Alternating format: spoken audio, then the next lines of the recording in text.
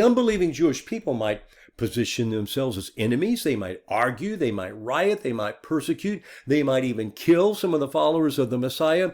And yet Paul, with his eyes always on the amazing faithfulness and mercy and grace of God, said that they were still beloved. That's verses 28 and 29.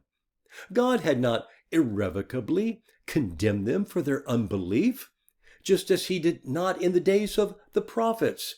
Those prophets of old, they announced judgment, they announced curses, but they also announced restoration for those who had been judged. And in the same way, God was pronouncing judgment upon his people in Paul's day. Yes, he had hardened them. Yes, they had stumbled. Yes, judgment was approaching. But that did not mean that the hardening was permanent. Paul held out this hope for his people, the ones over whom he agonized with sorrow and with grief.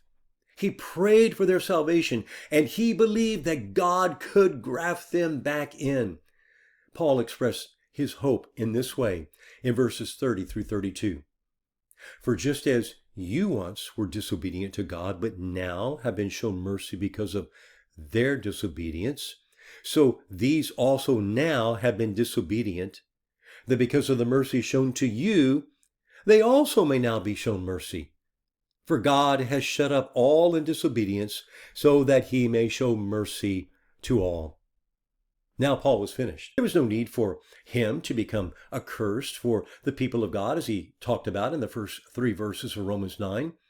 They could come back into the people of God by faith in the crucified and risen Messiah.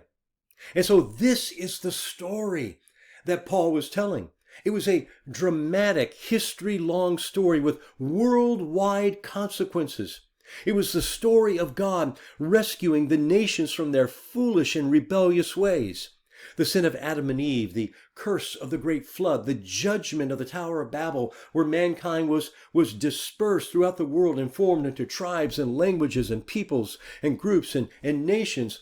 All that could be reversed by the work of the crucified, risen, and glorified Messiah. Is it any wonder that after Paul's worshipful benediction, he would say, I beseech you, therefore, brethren, by the mercies of God, to present your bodies a living and holy sacrifice, which is your spiritual service of worship.